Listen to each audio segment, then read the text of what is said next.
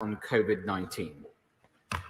Since the UK became the first country to approve a vaccine against COVID-19, which was almost exactly a year ago, we've been locked in a race between the virus and the vaccine.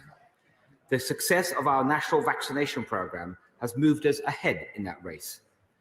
But now, with the new Omicron variant, we have to work even harder to stay ahead. Since last week, we've learned two things about this variant. The first is that no variant of COVID-19 has spread this fast. There are now 4,713 confirmed cases of Omicron in the UK. And the UK Health Security Agency estimates that the current number of daily infections are around 200,000.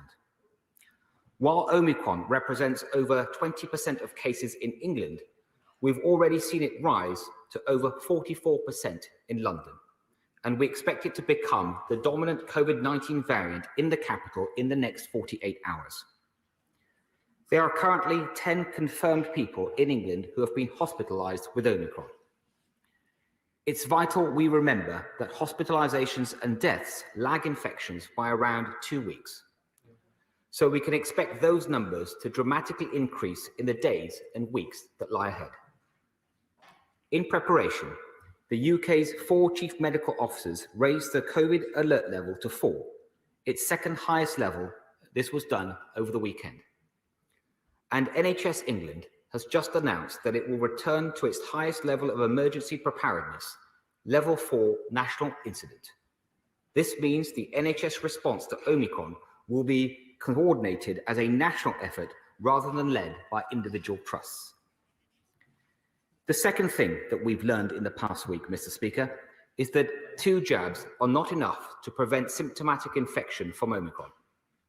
But a third dose, a booster dose, provides strong protection, with analysis by the UK Health Security Agency showing a third dose is 70% effective at preventing symptomatic infection, and we expect the booster to take effect more quickly than the second dose. We're already running the most successful booster campaign in Europe.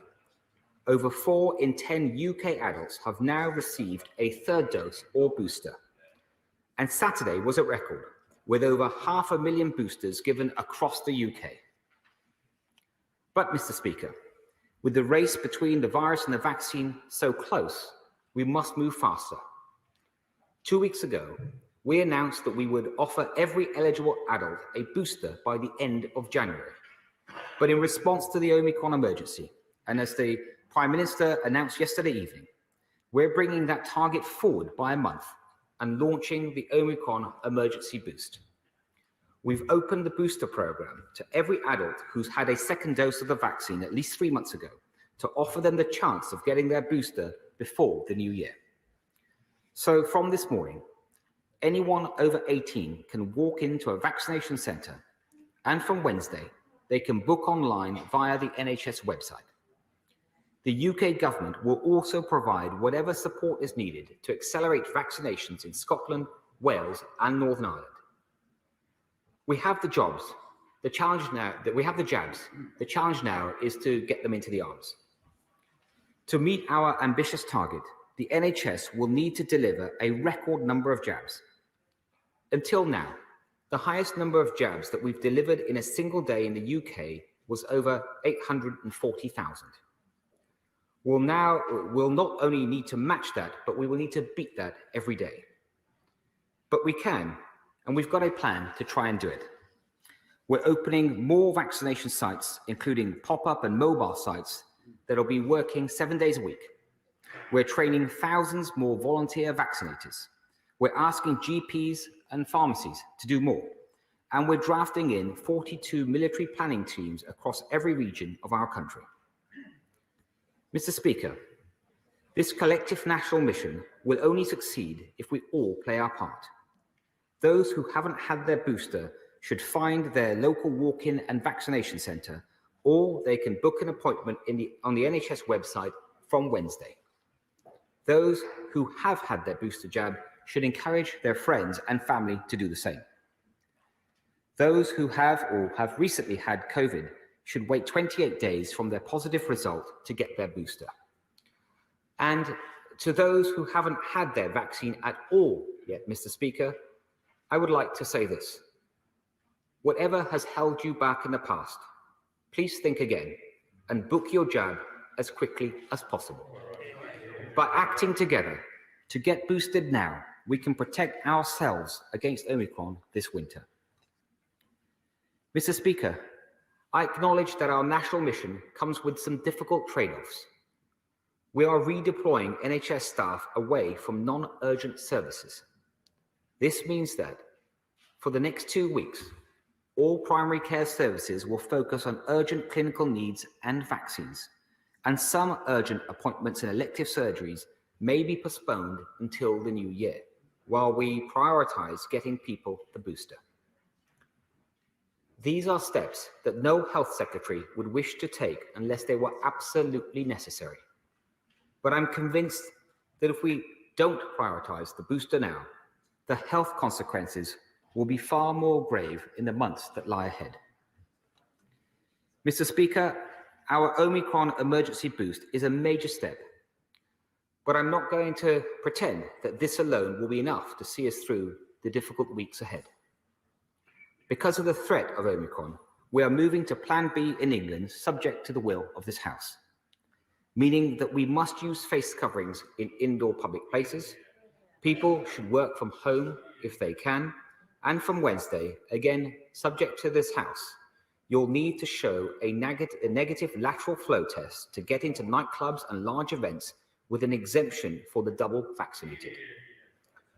Once all adults have had a reasonable chance to get their booster jab, we intend to change this exemption to require a booster dose. Even with Plan B, Mr. Speaker, we still have far fewer restrictions in place than Europe. I can also confirm, Mr. Speaker, that from tomorrow, fully vaccinated contacts of a COVID-19 case will now be able to take a daily lateral flow test instead of self-isolating. This is a vital way to minimize the disruption to people's daily lives and to avoid the so-called pingdemic. And I can assure this House that the UK has sufficient lateral flow tests to see us through the coming weeks. If anyone finds that they are unable to get a kit online, they should check the website the following day, or they can pop down to the local pharmacy and pick up a kit. And from today, I can confirm that the NHS COVID Pass is being rolled out to 12 and 15-year-olds for international travel, allowing even more people to be able to prove their vaccine status for travel where it is needed. From today. Mr. Speaker, Mr. Speaker, taken together, these are proportionate, balanced steps keeping the country moving, while slowing the spread of Omicron and buying us more time to get more boosters into arms. We're also taking steps to keep people safe in adult social care. And we know that, sadly, people in care homes and those who receive domiciliary care are more likely to suffer serious health consequences if they get COVID-19. So we're expanding our specialist vaccination teams to get more boosters to the vulnerable and those providing care. But even as we do so, we must go further to protect colleagues and residents from Omicron. So we are increasing the frequency of staff testing, and with a heavy heart, we must restrict every resident to just 3 nominated visitors, not including their essential caregiver. This is a difficult step, and I understand that it comes with an impact on physical and mental well-being. But we know that from previous waves, that it's one of the most effective things that we can do to protect vulnerable residents. We are also increasing our workforce recruitment and retention fund with £300 million of new money. This is in addition to the £162.5 million we announced in October. The funds will help pay bonuses, bring forward pay rises and for the care staff, and fund overtime and increase workforce numbers over the winter. Mr. Speaker, I know that honourable members had hoped that the days of this kind of COVID-19 update were behind us. After our successful reopening this summer, it is not an update that I wanted to deliver. But the renewed threat of Omicron means that we've got more work to do to stay ahead of this virus. We can if we all play our part, and boosters are the key. We've achieved so many phenomenal things over the last 2 years, and I know we are weary, but it's on all of us to pick up, to step up, and do some phenomenal work once again to play our part and to get boosted now. I commend this statement to the House. Can I suggest to the Secretary of State we could be a pop-up site for all the staff that work here to get them boosted? Can I now come to the Shadow Secretary of State, West Streeting? Thank you, Mr. Speaker, and can I thank the Secretary of State for advance sight of his statement. Today, Mr. Speaker, we learned of the first death in the UK as a result of the Omicron virus. So on behalf of the whole House, can I send our condolences to the friends and family of that person who's lost their life. Their death sets this statement and the task at hand in context. It is a stark reminder that the pandemic is not over, that the new variant is a clear and serious risk to our public health, and of the urgency of getting Britain boosted and protecting us against this threat. Mr. Speaker, the Labour Party will always act in the best interests of our NHS, of our public health, and of our nation. Having repeatedly called for the booster programme to be ramped up, we will give our full support to this effort. And we on these benches will make every effort to get the message out that vaccines are the best tool we have at our disposal to protect ourselves, to protect those closest to us, and to protect our NHS. The target of getting 1 million people a day their booster vaccine is unprecedented, and it may even prove impossible, but we applaud the ambition. If anyone can do it, the NHS can, and the whole country will be willing them on and will not knock them for trying. What people will not accept is the government moving the goalposts. The Prime Minister is now famous for over-promising and under-delivering. In his televised address last night, he said, and I quote, "People will have the chance to get the booster before the new year." But that aim is instead, as we've heard from the Secretary of State, is to offer the booster to every adult by the end of the month, meaning the delivery will wait until January or even February. Is the government now rowing back on the target set yesterday? If so, why has it changed overnight? And what hope do we have of achieving the level of booster jabs we need if the public and those delivering the vaccines are told one thing one day and another the next? The Prime Minister has got to learn to be straight with people because he is undermining public trust and confidence in the government and public health measures at a critical time. Can I also ask what discussions the Secretary of State has had with local authorities, GPs, pharmacies and other delivery partners who will be crucial to this effort? Then there is the shambles of testing. I must say, Mr. Speaker, I thought the Secretary of State might be living on a different planet when he described the availability of testing, because the government's website today states that home testing kits are currently unavailable, pharmacies across the country are out of stock, and even here in Parliament, there are no home testing kits available from Portcullis House. No doubt this is due to a surge in demand ahead of the new testing requirements this week, but surely that should have been foreseen. And this is a serious problem. Those coming into contact with positive Omicron cases will not be able to follow the rules and get themselves tested on a daily basis. Those who require tests to undertake home visits risk being left short. Many others need them for work. So how does the Secretary of State plan to ensure there are enough tests in stock and available to everyone who needs them when they need them? And when will this be resolved? It doesn't appear the Secretary of State was even aware of the problem. Absent from the Prime Minister's address last night was any plan to speed up the vaccine rollout for 12 to 15-year-olds. On current trends, some teenagers won't receive their vaccine until February, 5 months after the government's initial target of October half-term. Children have already faced significant disruptions to their education. So will the Secretary of State update the House on the vaccine rollout for 12 to 15-year-olds? Will they receive their vaccines by the end of the Christmas holidays, as we've called for? And of course, Mr. Speaker, patients will be concerned by the news that appointments will be delayed to accommodate the booster rollout. There is no doubt that the booster programme is the right priority. If we don't get ahead of Omicron, the pressure on the NHS will be unbearable and the disruptions to people's appointments in the new year will be severe. But let's be honest, Mr. Speaker, the challenge is made so much greater as a direct result of the government's mismanagement of the NHS for 11 years. We went into the pandemic with record waiting lists, six-figure staff shortages in the health service and the care sector. So where is the NHS workforce plan? Where is the plan for recovery of elective care? And why can this government not understand that their continued failure to fix social care is piling even more pressure on the NHS at the worst possible time? And on social care visits, Mr. Speaker, can I ask the Secretary of State to think again about limits on care home visits? This feels like the wrong decision at the wrong time. Mr. Speaker, I'd like to conclude, if I can, with some words directed to the public. We realise on these benches that the Prime Minister has tested patience by asking people to follow the rules when Number 10 didn't. The Prime Minister's actions in recent weeks have undermined trust at a critical moment. So I say to people feeling let down or lied to, that I do trust the Chief Medical Officer, I do trust the Chief Scientific Advisor, and I do trust the NHS. The Prime Minister might not lead by example, but the rest of us can. And we, the Labour Party, trust you, the British people, to do the right thing, to protect yourselves, to protect the ones you love, and to protect the NHS. Mr. Speaker, I mean, first of all, can I say I heard your request at the start, and if it's okay with you, Mr. Speaker, that's something I'm happy to take up with you directly.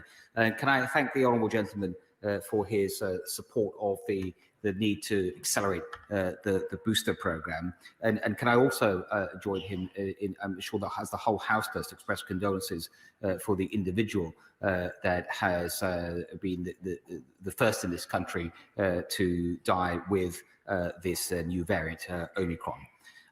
Turning to the honourable gentleman's questions, first, the honourable gentleman has asked about the testing capacity, and I would actually like to share more information with the House. There is no shortage of actual tests that are held by UK HSA. There are millions, tens of millions of tests in stock, millions arriving each week. The issue, the limiting factor, because of the hugely increased demand, and I'm sure members can understand why demand has suddenly surged, is the ability to deliver the tests, and having enough capability to deliver the tests, because the current arrangements with Royal Mail alone are not enough. There are new arrangements that are reached with Amazon and other delivery methods, and what that means, there will still be many 100,000 record number delivered each day, but also the number of access points is being increased, including many more through pharmacies, and rapidly looking at other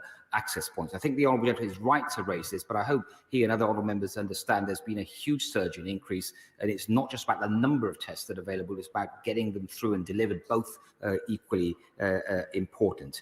The other issue the honourable gentleman raised was about the booster programme itself and the timing of that programme.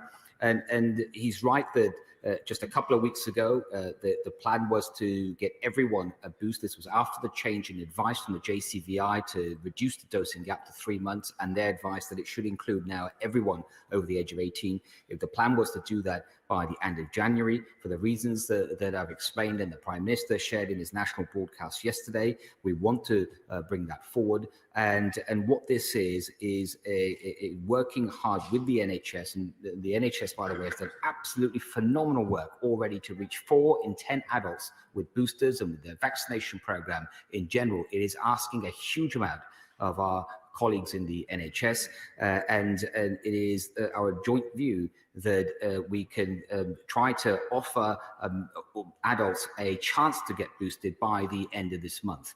And that does not mean every single person necessarily can get that boost. It requires them to come forward and to take up this offer, as well as everything going right in this huge expansion plan.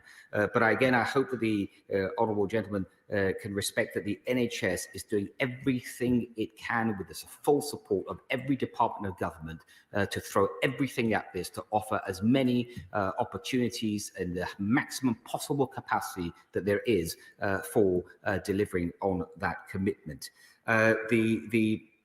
Honourable gentleman also talked about the NHS in terms of the challenges that it's facing. I would like to remind him and the House that this year the government has put in an extra £34 billion into the NHS and social care, £5.4 billion of that in the second half of this year, and over the next 3 years there's a commitment to at least £8 billion extra into the largest catch-up fund the NHS has ever seen. In the last year, we've seen almost some 10,000 nurses join the NHS, almost 3,000 doctors. The NHS is increasing workforce, it's increasing capacity, it's looking at new ways to do electives, and it's putting a huge amount of effort into its electives program and its non-COVID work as well. And then lastly, on adult social care and the limit to visitors, I do understand what the honourable gentleman has said, and it is important, I think, to get the balance right here. We all know the problems and the sad deaths that we saw in care homes with this pandemic not that long ago, and it is right to take balanced measures to protect people in care homes when working and listening with those people that run our care homes, and to try to take a balanced approach that allows visits to take place, but it also protects those individuals that are so vulnerable. Chair Select Committee, Jeremy Hill. Thank you, Mr. Speaker. 1 year and 5 days ago, the UK administered the first properly approved COVID vaccine in the world, and the government is absolutely right to focus its strategy on immunisation. But Israel approved booster jabs for all adults in September. France approved jabs for teenagers in June, both long before us. The United States has already approved jabs for 5-year-olds, again long before us. Is he worried that our regulators, having been the nimblest in the world, are now taking too long? They are brilliant scientists, they are rightly totally independent, but what can he do to speed up this crucial decision-making in a pandemic? Mr. Speaker, my right honourable friend makes a very important point with experience, and I think it's fair to say we can be proud of so much of what our regulators have achieved and what they've done. And as he has said himself, we were the first in the world to approve a COVID-19 vaccine. But he's also right to challenge on this and ask what more can be done, especially in light of the circumstances we face. I hope my honourable gentleman can also commend how JCVI, since the emergence of Omicron, and I know they're not a regulator, but they're an important part of the approvals process, about how quickly they reacted in changing the rules around boosters as soon as we learned about Omicron. We now come to SNP spokesperson Alan Brown. Thank you, Mr. Speaker. It's worth putting on record that Scotland's the most vaccinated nation in the UK, and certainly would encourage everybody to continue to take up uptake of the booster. Now, does the Secretary share my outrage that his backbenchers last week were literally cheering the proposition that he needs to wait until more people are hospitalised before they'll countenance the wearing of masks in public places? It's absolutely reckless, and it sends the wrong message to the public when they're trying to tell them to take the risk of Omicron seriously. Now, tragically, we know people are now being hospitalised, and we've already recorded, sadly, 1 death from Omicron.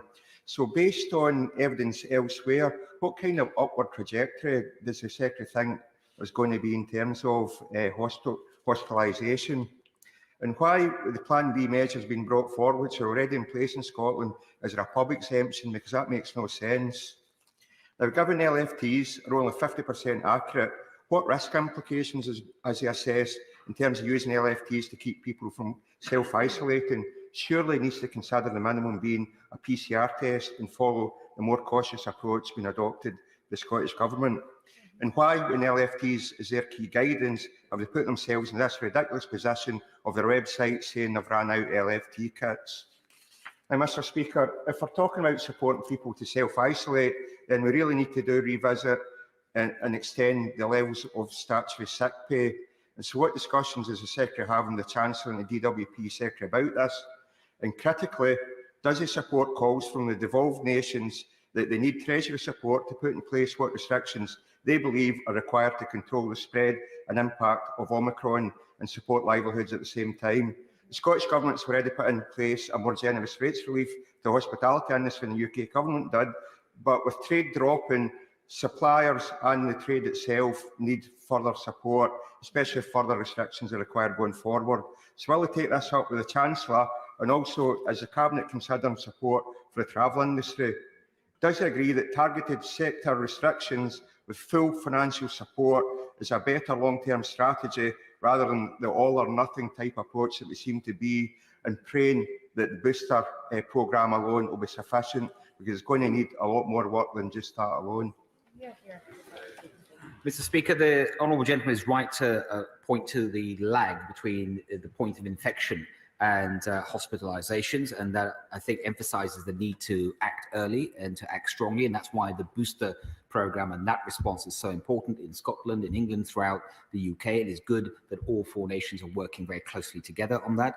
On the lateral flow tests as a way alternative to self-isolation, I think lateral flow tests are the right approach. They can be taken daily, so that individual is tested each day for 7 days, where PCR will be a single test at a single moment. And I just think it's much more flexible, and it's something that's based on advice that ministers have received. And in his questions around economic support, that's something we keep under review. Andrew Lenson. Thank you, Mr. Speaker.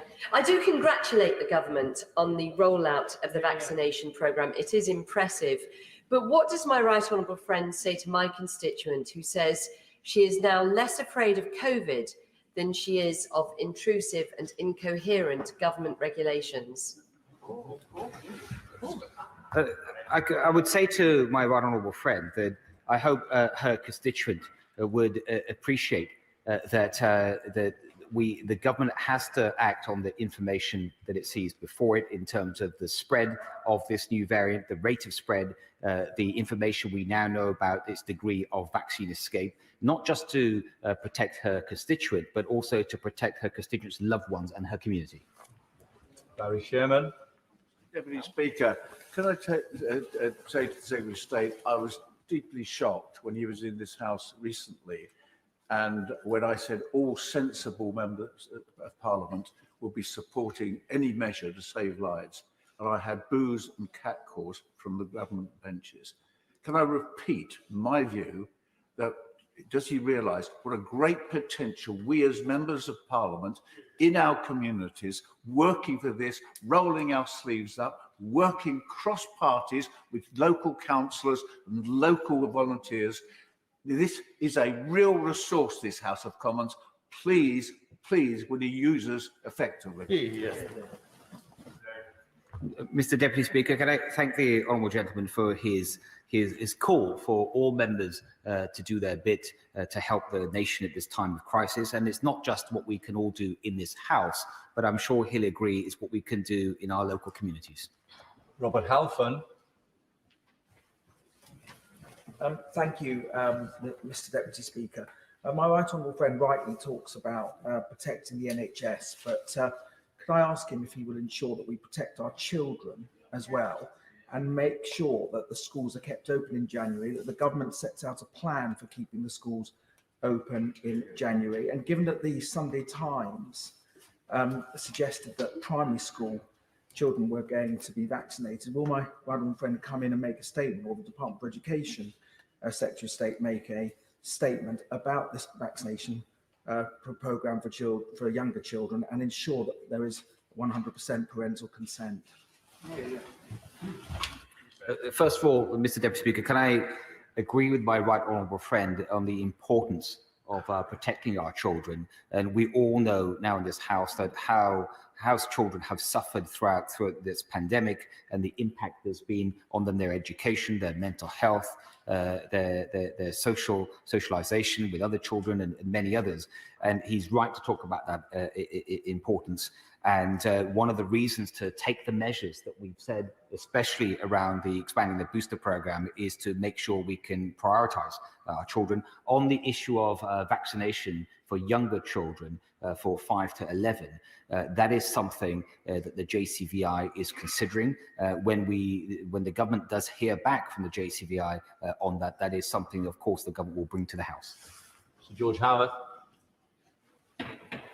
Thank you, Mr. Speaker. Can I welcome the Secretary of State's statement, and having listened to it and studied the matter in some detail over the weekend, I will be supporting the government tomorrow night with the measures they're introducing. But what would the Secretary of State have to say to those out there in the community who are saying, if the government, the rule makers, can't be trusted to obey their own rules, why should we? First, Mr. Deputy Speaker, can I thank the honourable gentleman for his support? And I think it's always important to emphasise that these rules, whether what we're discussing now, all rules of any type really, but obviously he's talking about rules around the pandemic, they are there for all of us and they equally apply to all of us. Hugh Merriman. Thank you, Mr. Deputy Speaker. GPs, particularly those in rural areas, find it difficult and challenging to be able to deliver the booster programme. We'll have to deliver in great numbers. Would the Secretary of State look at measures which will actually speed through the flow for those GP surgeries? And will he also send a message out to all patients out there that they will need to be understanding over the next couple of weeks and ensure that the morale of our GPs who work so hard is not undermined? Well, first of all, Mr. Deputy Speaker, my honourable friend is right to talk about how hard GPs have been working throughout this pandemic, but also about the need to provide greater support. We expect them and would need them to help with this big new vaccination effort. And I do think there are already signs of many people showing how they understand the need for GPs to reprioritise over the next couple of weeks, and that's important too. John Speller. Thank you, Mr. Deputy Speaker. And it's clear from the Secretary of State's statement that he's a considerable improvement on his predecessor. So I'm sure he accepts that COVID is now endemic and variants will probably be returning for years, if not decades. In that case, surely by now, instead of the erratic response we've seen, we should have a well-prepared plan of action and chain of command ready to be activated as soon as a new variant is detected, as well as enough supplies and trained personnel to operate it. So why does his department seem to be continually surprised by the arrival of variants? And instead of a smooth running plan, we have chaos and panic. Well, Mr. Speaker, there are going to be variants of COVID-19, as the honourable gentleman says, for many years. And indeed, there have been many hundreds of variants. And there is no country in the world that is better at surveillance of those variants. May I remind the honourable gentleman that it was the UK that alerted the world to the threat of Omicron. There is no country that is better prepared. If you look at how quickly and swiftly the UK reacted, for example, with its international restrictions, the information we shared with the world on vaccines. So I think the honourable gentleman understands those points. I regret the way he's framed his question. Steve Brine. Very much, Mr. Deputy, and I thank my honourable friend for his statement. Many of my constituents will be very surprised indeed to hear from this morning anyone over 18 can walk into a vaccination centre. I wonder if he might give me an update on the Hampshire situation. But could I ask him about the NHS COVID pass being rolled out to 12 to 15-year-olds, which is such a welcome announcement and something that the Secretary of State promised this House that he'd bring back, and I thank him for that. How exactly will that work? Many of my constituents will be travelling within the next few days, certainly within the next week over Christmas. How exactly will they be able to access this pass, given that they cannot access the NHS app the same way as adults can? Yeah, I can thanks my honourable friend for what he said, and he's right that this is around the COVID pass. It's a very important issue. We will be publishing shortly on the website exactly how that would work, but it's being rolled out as a digital pass in the same way it's working for adults starting today. Toby Perkins. Thank you very much indeed, Mr. Deputy Speaker. The Prime Minister addressed the nation yesterday, but what he hasn't done is address the NHS in the same way. When I spoke at 4 o'clock to Derbyshire, they were unaware of, they had no system letter from the Department of Health around prioritisation of vaccines. They were unaware about whether the quality outcomes framework payments were suspended. They were unaware about the Winter Access Fund obligations that they had now been suspended. So can the Secretary of State make sure all of our health providers are informed about these crucial matters that actually give reality in terms of their delivery of these really important messages that he's got in terms of the funding and the priorities that there are for the National Health Service? Secretary of State. Yes, Mr. Deputy Speaker, the honourable gentleman will appreciate it's a very fast-moving situation. The NHS made the final decision to go on this expansion and the booster programme that I referred to earlier yesterday, and the system letter has gone out today. Ian Duncan-Smith. Mr. Deputy Speaker, can I just say to my right honourable friend that it's welcome that he comes here today, but I'm concerned a bit about the mixed and heavy messaging coming from the government. The unintended consequences of that can be dire. I noticed, as my honourable friend, the chairman of the Education Select Committee, the Centre for Social Justice produced a report about the huge damage to young children, particularly in the poorest communities, when schools start locking down and shutting them out. Can you please ensure that the message is clear to them that they are not to lock down? And secondly, when I spoke this morning to GPs in my constituency, I asked them, what is the one thing you would like the Secretary of State to do now if you've got to get all these people through? And they said, do we really need to have the 15-minute wait? Can we end that and we would triple our way through this and you would get it going straight away? So can you please act on that now? First of all, Mr. Deputy Speaker, can I very much agree with my right honourable friend on the importance of never losing sight of unintended consequences. He points to an excellent report by the Centre for Social Justice that looked at that from the past actions that have been taken, and that is certainly not lost on me or my colleagues in government. But he's right to highlight that to the House once again. I hope he does agree, though, with the measures that we've set out so far. They are measured and they are proportionate, and the focus should be on the booster campaign, because that is our way out of this. On the 15-minute wait that my honourable friend refers to, it is being very actively looked at, and I will have something more to say on that, I'm sure, very, very shortly. Barbara Keeley. Thank you, Mr. Deputy Speaker.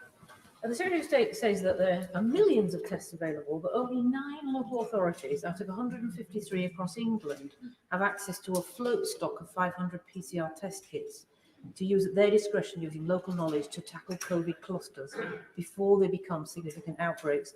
This is very important to disrupt outbreaks and slow down transmission, but it's not available outside those 9 pilot local authorities.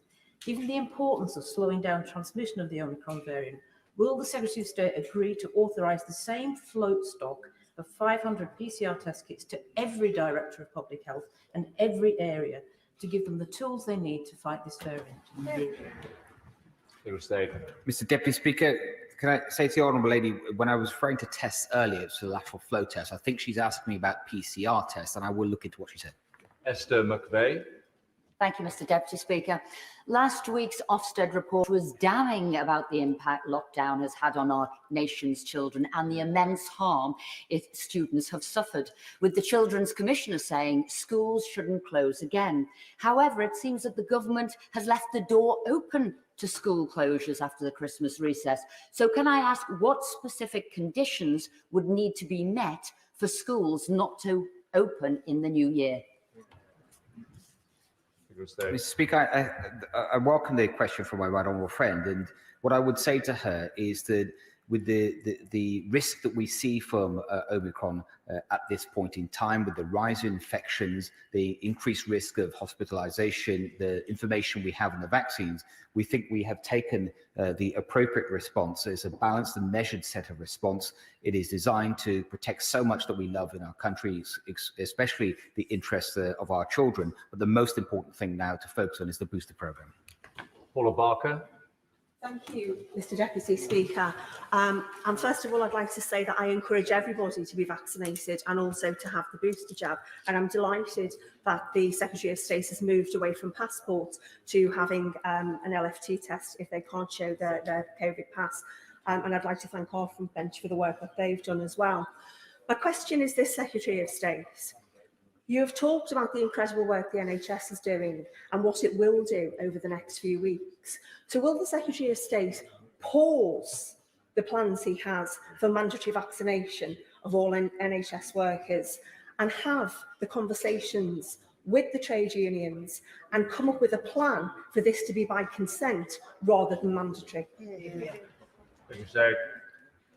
First, Mr. Deputy Speaker, Yeah, I agree with her objection. I think the lady had to vaccine passports. That would be a requirement for people to be vaccinated to enter a venue, a high-risk venue. I think it's important that we focus on a test requirement with an exemption if you happen to have the right level of vaccination.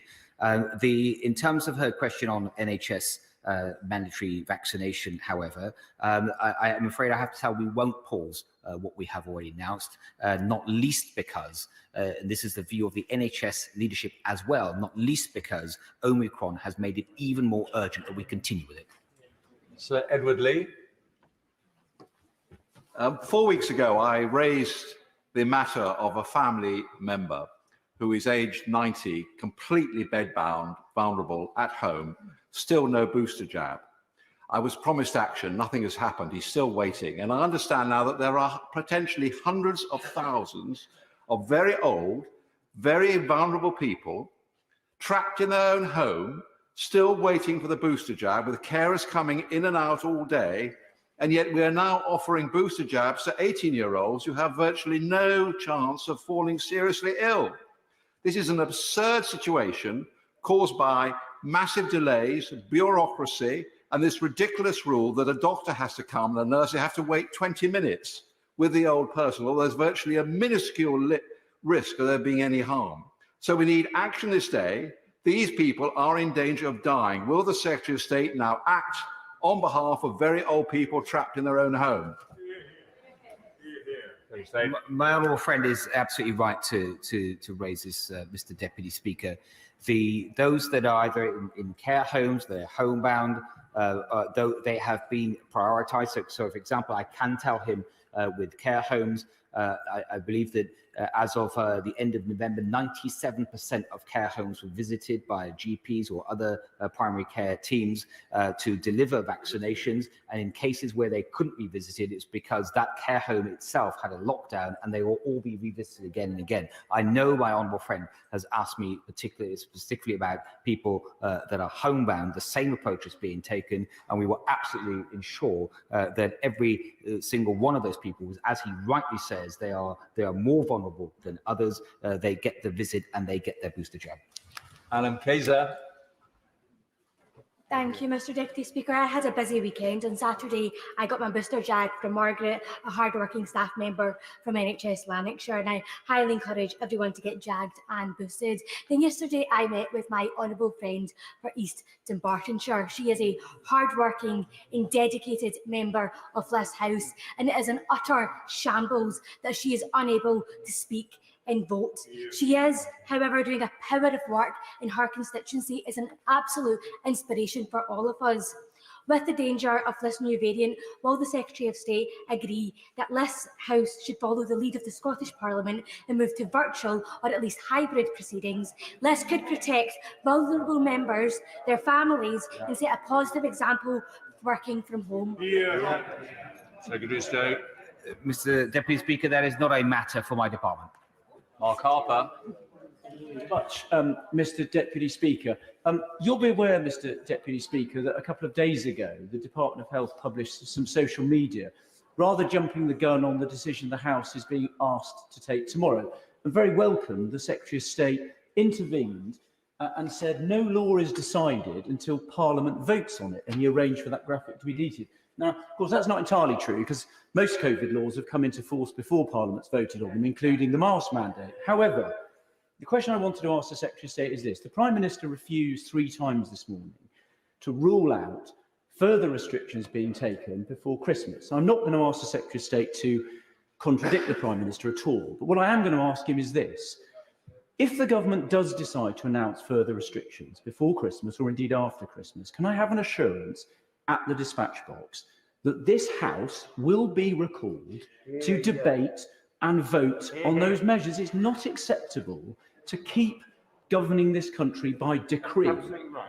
You've got to involve members of the House. I agree with what the honourable gentleman said. Use members of Parliament, which means involving us in the decision, getting this House to make the laws, and then you'll find there'll be much more of a team approach to this, rather than decrees and late-night television addresses without taking the House seriously. Secretary of State. Mr. Speaker, first I'd say to my right honourable friend that there are no plans that I am aware of for any further restrictions, and what we are focused on is what I mentioned I sent to this House at this dispatch box last week. That's coming to a vote, and subject to the will of the House, we will see if those become the regulations. In terms of his further question about an assurance, that is something I will take back to my right honourable friend, the Prime Minister. Daisy Cooper. Thank you, Mr. Deputy Speaker. 18 weeks ago, on the 9th of August, I asked the government what assessment they had made of using community pharmacies. The response in full was that no assessment had been made. 9 weeks ago, 22nd of October, I asked the government if COVID-secure transport would be available for the clinically extremely vulnerable so they could go to their booster jab appointments. The government said it had made no assessment. 6 weeks ago, I asked the government for guidance for the clinically extremely vulnerable. I asked them to sort out the problems and the confusion amongst third primary doses and the booster jab. And 2 weeks ago, on the same day that the BMJ published data saying that Omicron was more transmissible, I asked the government whether it would renew contact tracing funding for local authorities. A week later, it said it was still assessing it. So my question, Mr. Deputy Speaker, is will the Secretary of State apologise for the shocking levels of complacency in rolling out the booster programme over the last 4 months? And will he now apologise to all those patients who will have their treatment cancelled as a result of these new announcements? Secretary of State. No, Mr. Speaker, Mr. Deputy Speaker, I won't apologise for speeding up the booster programme to protect the health of the British public. And I won't apologise for asking the NHS to make it a priority. If the honourable lady believes that we should not be vaccinating people in this country, why doesn't she just say so?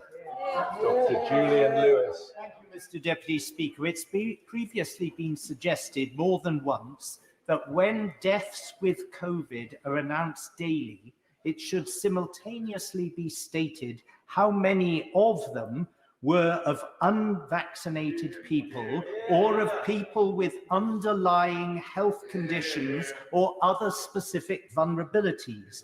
Will he now undertake to do that? And did he notice, as I and no doubt others did, that the Prime Minister stated this morning that one person in the UK had died with Omicron COVID, but the Shadow Secretary of State said it was as a result of that virus. Does he know which of those two versions is correct?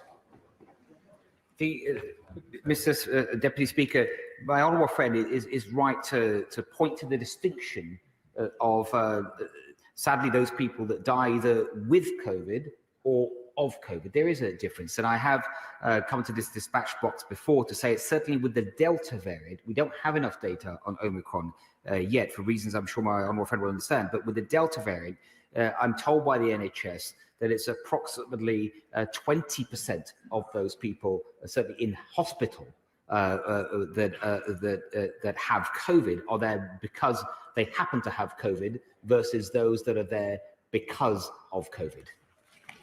Chris Bryant. Thank you, Mr. Deputy Speaker. Why are PCR tests so expensive in the UK? Why is the UK the second most expensive place in the world to have a PCR test? Why does the government website still advertise PCR tests for £15 or £20 when they're not available anywhere in the UK for £15 or £20? Why are they still advertising PCR tests when you go through the company concerned, it ends up being 50, 60, 70, 80, 120, 150 pounds for the test? Isn't there something we can do to get the price of these costs down? Because for a family going on holiday at Christmas or at New Year, you could end up spending £1,000, £1,500 just on the tests. Mr. Deputy Speaker, the UKHSA has removed many providers or so-called providers of PCR tests from the listing on the government website. They've set a minimum price that must be met so that to try and avoid misleading prices. Unlike some other countries, we have not chosen to subsidise the cost of private PCR tests, because I think we have rightly concentrated our resources on the PCR tests that are available for people domestically if they have symptoms. Anne-Marie Morris. Thank you, Mr. Deputy Speaker. The extended vaccine rollout is welcome to prevent infection, but given this puts even more pressure on resources, what steps has the government taken in tandem to increase capacity in the NHS to address increasing demand from both COVID and non-COVID patients? I know that the army has been brought in. What about Nightingale hospitals? Might they be reinstituted? Will we look again at the pension challenge, which stops people, senior people, continuing to stay in the profession? Will we look at accelerating the training programs for our health professionals, as they have done in other countries? And will we create new health professionals with shorter training programs? Action is needed now to deal with this capacity issue. My honourable friend, Mr. Deputy Speaker, is right to talk about the importance of increasing capacity. This pandemic has really acutely brought that front of mind, and there has been significant investment ever since the pandemic started, particularly in certain types of capacity, especially ICU capacity with PPE, with oxygen, and of course personnel as well, with some 10,000 nurses added over the last years, almost 3,000 doctors added. And this is something now, because of the Omicron emergency, that is being revisited about how we can further increase temporary capacity. Catherine McKinnell. Thank you, Mr. Deputy Speaker. NHS data in November showed that of pregnant women in hospital with COVID-19, 98% were unvaccinated. Pregnant women want to do the right thing to protect them and their babies, but there's been a lack of clarity and a lack of prioritisation for vaccines for this group of people. So will the Secretary of State set out what the government is going to do to send the message loud and clear that vaccination uptake for pregnant women and their babies is a priority for this government? Mr. Deputy Speaker, it absolutely is, and the work that's being led by Lucy Chappell in particular in my department at the UKHSA. This has been one of the central focuses of her work, to encourage more pregnant women to please come forward and take up the offer of the vaccine. As the Honourable Lady says, sadly, when you look at the pregnant women that are going into hospital because of their COVID infections, almost all of them are unvaccinated. Alan Cairns. Thank you, Mr. Deputy Speaker. And can I pay tribute to my right honourable friend for the speed and efficiency in which he, the government and the NHS are rolling out the booster programme. But does he share my concern that the programme is being rolled out somewhat slower in Wales? There is no access to walk-in centres. There is no online booking system. And the local health boards are depending on the Royal Mail when the postal system is at its greatest pressure because of Christmas and because of staff off with COVID. So will he agree to share the expertise and capacity that the UK government has built up in the most positive way with the devolved administrations, specifically with the Welsh government, so that my constituents can receive the same access as his constituents? Yes, Mr. Deputy Speaker, I do very much agree with that. It's UK-wide.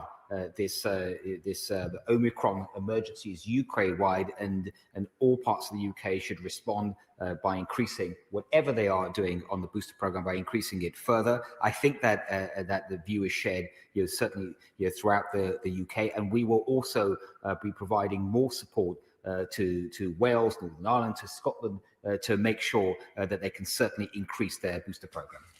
Lillian Greenwood.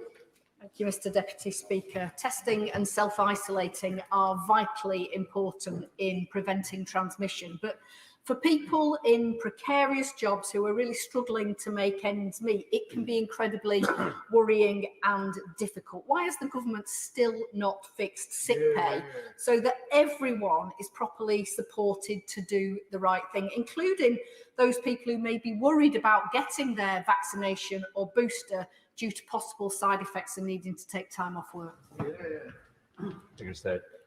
Mr. Speaker, we of course keep under review the support that is available throughout this pandemic. It's important that the House has decided to extend the fact that sick pay can be available from day one, and also there's a hardship fund that is administered by local authorities. Dr. Luke Evans.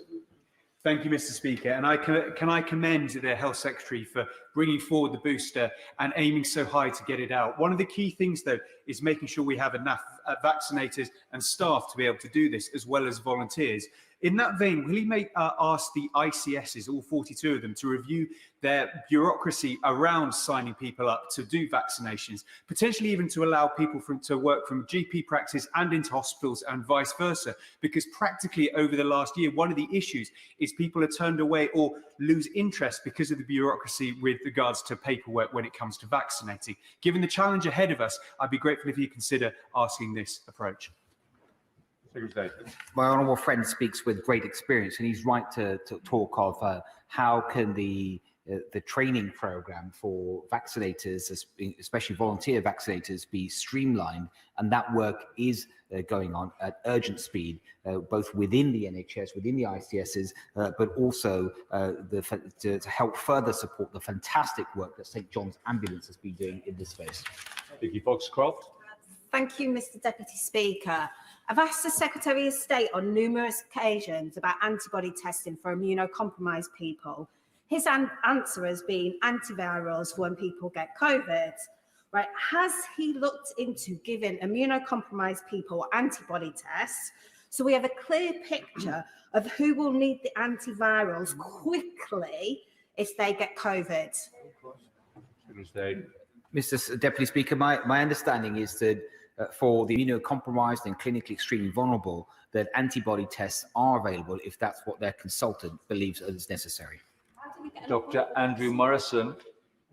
My interest as a vaccinator, I support the level of ambition that the Secretary of State has articulated, but would he distinguish between being offered a jab and actually getting the jab? You could be offered a hip replacement, but it doesn't mean to say you're going to get it anytime soon.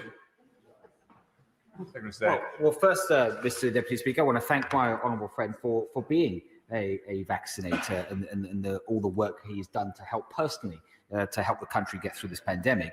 And of course, there's a distinction. He's absolutely right. There's a distinction between the NHS being able to offer an individual a jab, so they might receive an email or a text saying, please come forward, either book or walk in, you're eligible. But it does take that individual to come forward themselves and take up that offer. And that is why a huge amount of effort, now even more effort than before, will go into persuading people to come forward. Derek Twigg. Thank you, Mr. Deputy Speaker. Can I ask the Secretary of State why the government has no coherent plan for dealing with delays in elective surgery and treatment? And I say this because I recently put down some parliamentary questions and asked about the impact of the recently announced government funding on waiting times over the past 3 years. But what the Secretary of State said in his answer was no estimate has been made at this time. And then I asked about the estimate has been made about the private sector capacity. Again, no estimate has been made. So as the Secretary of State, what is the plan to deal with this huge backlog of elective treatments? And just say to him that Macmillan estimate that 50,000 there are 50,000 missing cancer diagnoses in the UK and 32,000 waiting for their first cancer treatment in England. Mr. Deputy Speaker, may I remind the honourable gentleman that the government has already set out in terms of dealing with the challenge around electives, the biggest catch-up fund for electives that this country has ever seen. There's an extra £2 billion of funding provided in the second half of this year, £8 billion minimum provided over the next 3 years. And the NHS, in terms of a plan, the NHS is working on a detailed plan, and that will be published as soon as it's ready. Nazgani. Thank you, Mr. Deputy Speaker. The Health Secretary should be very proud of our world-leading vaccination programme, and I join the Minister in sending out a message to anyone that is anxious to come forward and to get their vaccination. This morning, Breakfast Telly was being broadcast from Buxted, a GP surgery in my constituency of Wilden, and there was huge anxiety how the NHS staff were going to cope with delivering the vaccination.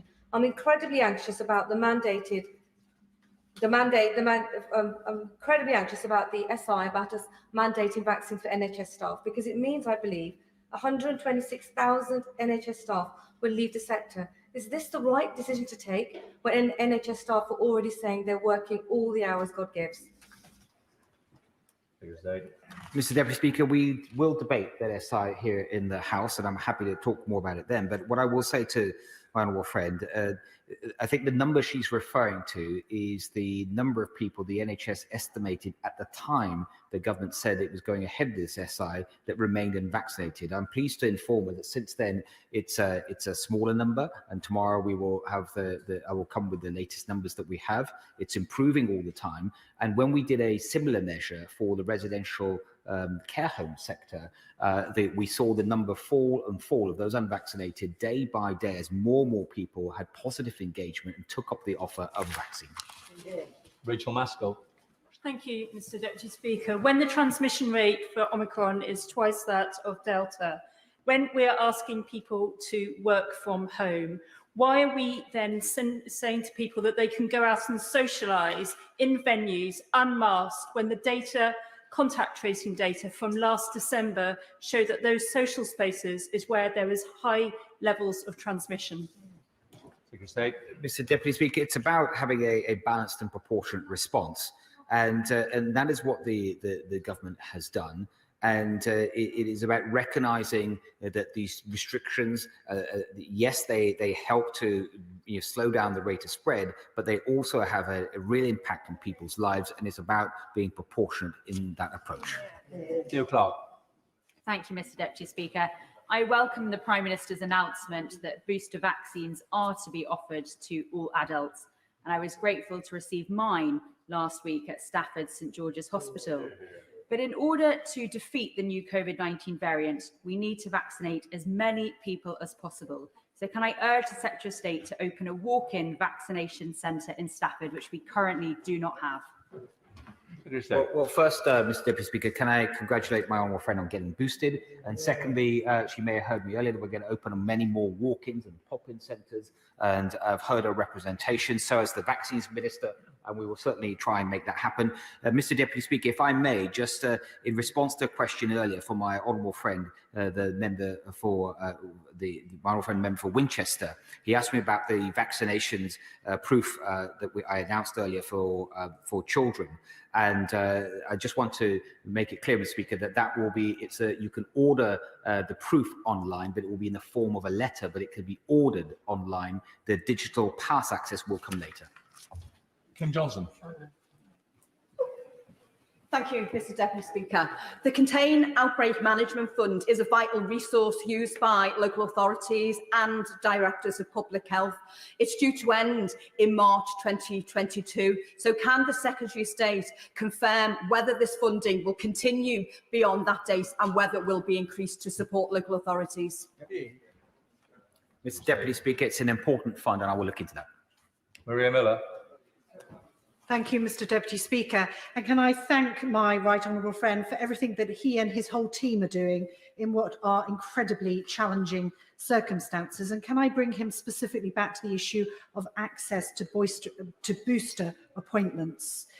He set out in his statement, I felt, an indication that the booster rollout was now a national programme rather than being perhaps locally led.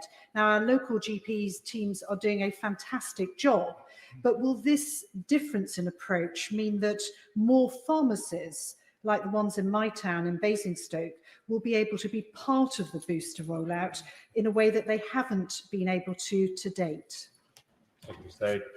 Yes, first, if I could say to my right honourable friend, the booster programme, the vaccination programme, it is a national programme, but it is locally delivered. And she's right to point to improving local delivery in her own area by having more pharmacists involved. And I can absolutely give that assurance. Part of our plan is to involve hundreds of more pharmacists. And the good news, they're incredibly keen, and that's exactly what I expect to happen.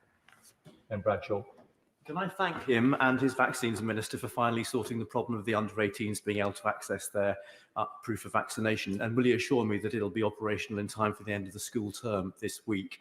But on travel more generally, he agreed with me last week that once Omicron became widespread here, that the very draconian, costly and complex travel rules he introduced 2 weeks ago to stop Omicron coming would be pointless, to quote my words. So why are they still in place?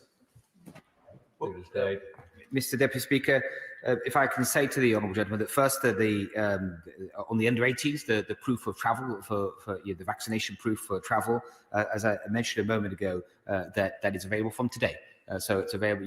The individual would go online, or the parent would go online and request it. It comes in the form of a letter, which is something that's perfectly acceptable to all countries that we are aware of that require it. The second issue around the current travel restrictions, I think the honourable gentleman makes a very good point. Given that we already know that the Omicron variant is fast becoming the dominant variant in our capital city, spreading rapidly throughout the country, the justification for having those rules, I think, is minimised. It is something that I've already raised with my colleagues in the Department of Transport, and I do hope that we can act quickly. Mr. Gibson. Thank you, Mr. Deputy Speaker. Can I thank my right honourable friend for the measures to enable travel in the 12 to 15 age group, which is particularly welcome by the Rear family in my constituency, who are travelling tomorrow on what is possibly their last family holiday together. Can I ask my right honourable friend to clarify, if a person is currently isolating today, can they switch to daily testing from tomorrow? And what plans does he have to extend the opening hours of the walk-in vaccination centres, such as that at St Thomas's across the river, which will close at 8 p.m. tonight?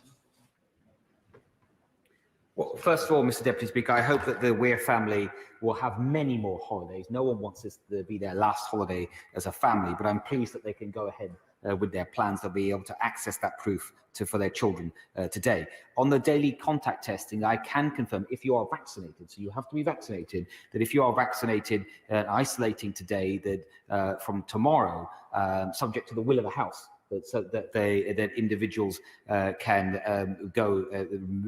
move from isolation into daily contact testing. And in terms of the opening hours, certainly for all the large vaccination centres, they will be increased. The minimum will be 12 hours, but many of them will be going way beyond 12 hours. Liz Twist. Thank you, Mr. Deputy Speaker.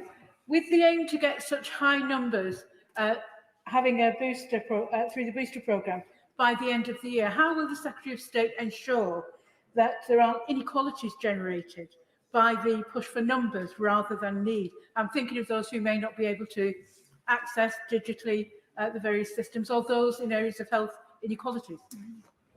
It's a very important point the honourable lady raises, because need is more important than the actual overall numbers. Of course, we want to see the numbers increase, but the focus should always be on the most vulnerable first. And the way the NHS will ensure that is the work that's being done, especially by the GPs, that can make homebound visits to care homes, some of the more vulnerable people in society, is that there will be an increased number of those visits. Andrew Selous. Isn't the lesson from this pandemic that early and proportionate action save lives, ends up preserving more, not less, of our freedoms, and is actually strongly supported by the silent majority of the British people? My honourable friend, Mr. Deputy Speaker, is absolutely right, and that is exactly the purpose of the plans that we have set out, the measures that we will be debating in this House tomorrow, but also the action that we're taking on the booster programme, which is to get more people protected so they can enjoy their freedoms. Stephen Pennycook. Thank you, Mr. Deputy Speaker. To my frustration, it was only immediately prior to this statement that I was able to obtain a copy of the regulations we're voting on tomorrow. So could the Secretary of State provide me with clarity when it comes to mandatory COVID passes in two respects? Firstly, will it be the case that an individual can no longer demonstrate their COVID status on the basis of natural immunity via a positive PCR test when it comes to accessing these high-risk venues? And secondly, can you reassure me, for those who don't have access to computers or smartphones, they still will be able to apply for and obtain an NHS COVID pass letter to obtain access to these venues in Yasmin Mine? Mr. Deputy Speaker, in terms of access to the high-risk events, your nightclub or the large events, there will be two ways. The main way will be to take a lateral flow test and get a negative result, and that would need to be registered through the NHS website, and the proof could be through the pass, or it could be a text message result, for example. There will be an exemption from that if someone is double vaccinated. but also the proof of vaccination can also be given through the letter process. Thank you. A constituent of mine has both anaphylaxis and urticaria. She has been told she cannot be medically vaccinated. Amidst all the talk of both second doses and third doses, she cannot access even her first dose. What assurances can the Secretary of State give her regarding access to non-invasive forms of vaccination? It's a very important question from my honourable friend. The rules around the need to be vaccinated, whether it's for passes or otherwise, of course, they do not apply to anyone that is medically exempt. There are many people that have received those exemption certificates directly from their GPs. That's the best route. Some individuals have called 111 and received advice. If I could be of direct assistance to my honourable friend, then of course I will help. Can I take the opportunity to thank the NHS staff and volunteers at the vaccination centres in my constituency, including the one at Aintree Racecourse and the one at Holy Rosary, where my wife and I had our booster jabs in the last few days. And in some communities in the Liverpool City region, there is low vaccine take-up, as there are indeed in communities across the country. The Secretary of State has told us many times from the dispatch box, and his predecessor the same, that nobody is protected until everybody is protected. So will he make sure that the resources go to those areas of the country where vaccine take-up is low, where additional resources are needed, so that our public health directors and teams and the NHS have everything they need to protect everybody through the vaccination programme? Yes, Mr. Deputy Speaker, I agree wholeheartedly with the honourable gentleman, what he's just said there. We've talked understandably a lot in this House over the last hour or so about the importance of the booster programme, but it is still hugely important that we continue to focus on those that currently remain unvaccinated. Mr. Deputy Speaker, I welcome the news that a daily lateral flow test will replace self-isolation for those in contact with a COVID case. Welcome the extension of the travel pass to 12 to 15-year-olds, and especially the Health Secretary confirming that a lateral flow test is the clear alternative to being jabbed for access to any venue and any event. So there is no reason for anyone to contact us asking us to vote against a, quote, vaccine passport, unquote. But what would my right honourable friend say to those who've had COVID recently, been told by the NHS they shouldn't have a PCR test for 3 months and then need to travel abroad for work purposes? What should they say when asked for proof of a negative PCR test? Well, first of all, can I very much agree with my honourable friend with his first set of remarks that this House is not being presented with a vaccine passport. That is not on the table. It's not in any regulation. I don't even know where that particular idea has come from. What the government has been absolutely clear about when it talks about access to nightclubs or to large gatherings, very large gatherings, so very targeted events, that the requirement is to take a free lateral flow test and make sure it's negative. And if you don't want to do that, then you can prove your vaccine status. It's up to that individual. That's what it is. That is not a vaccine passport. And the sooner we get rid of this misleading description of what the government is proposing, the better. On the question that my honourable friend has asked about, I do want to make sure I get the answer to that right. So if he allows me, I want to look into that and get back directly to him. Just matters. Thank you, Mr. Deputy Speaker. My constituent Lexi is 7 years old. She has heart and lung conditions, which mean that she's clinically extremely vulnerable and has been homeschooled since the start of the pandemic. Her parents are understandably desperate for her to get vaccinated and get back into school. And I understand it's the JCVI's decision as to when this will actually take place, but can the Secretary of State give us some idea as to what information JCVI are waiting for, when they're likely to make a decision, and whether he's doing everything in his power to hurry them up to make the decision that Lexi's parents so desperately need? Mr. Deputy Speaker, I do understand the situation the honourable gentleman has described, and there will be others across the country in similar situations. We do understand the importance of this. The JCVIs he's referred to is looking at this issue, which I've confirmed earlier. But I will say to the honourable gentleman that before we can deploy any vaccine in any particular age group, it needs to be approved by our independent regulator, the MHRA, as safe and effective. At this point in time, we don't have that approval. The MHRA are actively looking at this, but those are the two things that are crucial before ministers can make a decision.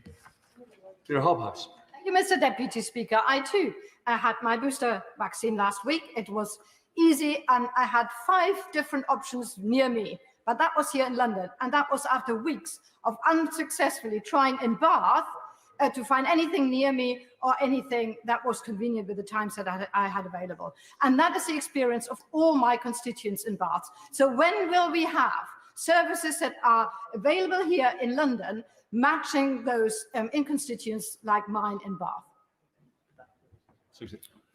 It's an important point to make sure that capacity is increased throughout the country. And I'm pleased that she's got boosted, by the way, but she's right to say that she should, like her constituents, should be able to get it closer to home with the plans that we've announced recently, but also the plans, especially from this morning. I'm confident there'll be many more opportunities to get boosted in Bath. So I'd like to thank the Secretary of State for his statement today and taking questions for over an hour. We've got a point of order? Point of order. Thank you, Mr. Deputy Speaker. And I wonder if I could seek your advice. I've been trying to chase my papers for tomorrow's debate, the SIs that have not been produced in large print for myself. My office and the vote office have been chasing the Department for Health, and we are not getting a response. So I wonder if you could advise me on how I can get my papers so I can read them in readiness for tomorrow. Well, I think the Treasury... Oh, further to that point of order. I'd like to reply to that. I think it's... I've heard very clearly what the honourable lady has had to say, and I will get back to the department right now and chase that up immediately. There we are. Look at that. Instant solutions. I'd like to thank, though, the Secretary of State for answering questions for over an hour today on clearly a very important subject. We now come to the presentation